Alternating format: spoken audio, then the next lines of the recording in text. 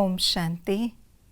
हम ब्राह्मण आत्माएं पद्मा पदम सौभाग्यशाली हैं जो स्वयं भाग्य विधाता संगम पर हमारा हुआ है। हम आत्माएं अपने संचित कर्मों के परिणाम स्वरूप संगम पर परमात्मा का साथ प्राप्त करते हैं और न केवल साथ अपितु परमात्मा हमें इतनी ऊंची पढ़ाई पढ़ाते, इतनी श्रेष्ठ पालना करते और वरदानों से हम ब्राह्मण बच्चों की झोली भरते रहते हैं। तो आइए रिवाइज करते हैं आज के 2 अक्टूबर 2022 के बाप दादा के अव्यक्त रूप से चले हुए महावाक्यों को। हम ब्राह्मण आत्माएं कौन कौन से भाग्य के अधिकारी हैं? बाप रूप में वर्षे और परमात्म पालना के, शिक्षक रूप में श्रेष्ठ पढ़ाई और पद के, सतगुरु रूप में महामंत्र और वरदान के। अंत में कौन पद्मा पदम भाग्यवान प्रत्यक्ष होंगे जो बहुत काल से भाग्य की अनुभूति करेंगे। क्या होने से क्या होता है?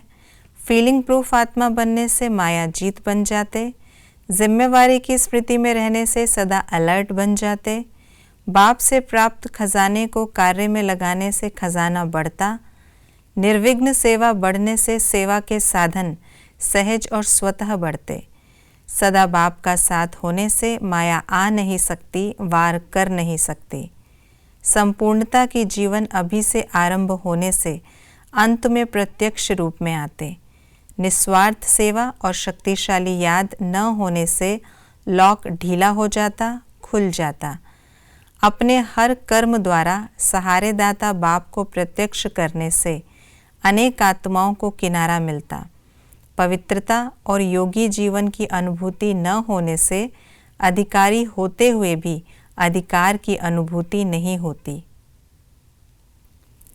आज की मुरली के अनुसार शब्दों के अर्थ इस प्रकार हैं। फीलिंग आना अर्थात विघ्न, ब्राह्मण अर्थात सदा श्रेष्ठ भाग्य के अधिकारी, भाग्यवान अर्थात मजबूरी खत्म मोहब्बत से चलने वाले, ब्रह्मा कुमार और ब्रह्मा कुमारी अर्थात मौज से मोहब्बत की जीवन बिताने वाले, टीचर्स अर्थात अपने फीचर्स से सबको फरिश्ते के फीचर्स अनुभव कराने वाली, श्रेष्ठ भाग्य के गीत मन में बजना अर्थात अपने खुशी के खजाने को अनुभव करना। सर्व प्राप्तियों का आधार क्या है? योगी जीवन, पवित्र जीवन। माया के आने का कारण और माया को भगाने का निवारण क्या है? माया के आने का कारण और उसका निवारण क्या है? कारण है बाप का साथ छोड़ देना, निवारण शक्तिशाली याद और निस्वार्थ सेवा का डबल लॉक। यथार्थ सेवा व यथार्थ याद की निशानी क्या है? निर्विघ्न रहना और निर्विघ्न बनाना। ब्राह्मणों को किस सेवा में सदा बिजी रहना है? खुश रहना और खुशी बांटना। जिम्मेवारी निभाने के लिए किन बातों पर विशेष अटेंशन देना है? अलबेलापन न आए, वृत्ति साधारण न हो।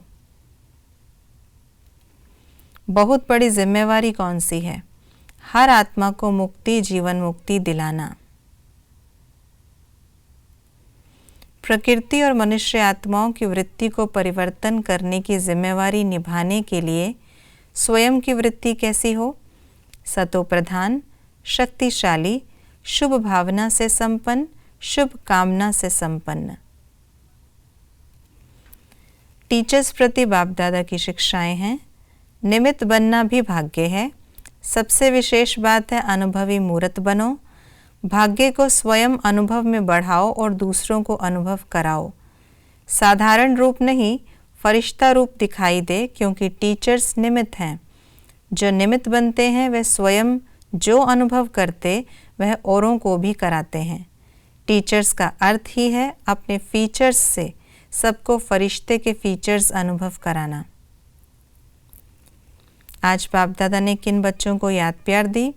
सर्वश्रेष्ठ भाग्यवान आत्माओं को, जन्म से प्राप्त परमात्म जन्म अधिकारी आत्माओं को, बाप द्वारा श्रेष्ठ वर्षा और परमात्म पालना लेने वालों को, सतगुरु द्वारा महामंत्र और सर्व वरदान प्राप्त करने वालों को, सत शिक्षक द्वारा श्रेष्ठ पढ़ाई का श्रेष्ठ पद और श्रेष्ठ कमाई करने वालों को, अति श्रेष्ठ पद्मा पदम हर कदम में पदम जमा करने वाली श्रेष्ठ आत्माओं को। ये थी आज की मुरली की विशेष बातें। ब्राह्मण आत्माएं सदा इसी दिव्य जन्म की खुशी और भाग्य के नशे में रहें कि हमारा ये जन्म विशेष है। हमारी श्रेष्ठ पढ़ाई, श्रेष्ठ पालना और श्रेष्ठ खजाने और वरदानों से जो हम बच्चों की पालना हो रही है वो इस संसार में किसी और को प्राप्त नहीं। तो हम आत्माओं का ये फ़र्ज़ बनता है कि अन्य आत्माओं को भी मुक्ति और जीवन मुक्ति का वर्षा प्राप्त कराएं और सदैव शक्तिशाली याद और निस्वार्थ सेवा का डबल लॉक लगा कर रखें। ओम शांति।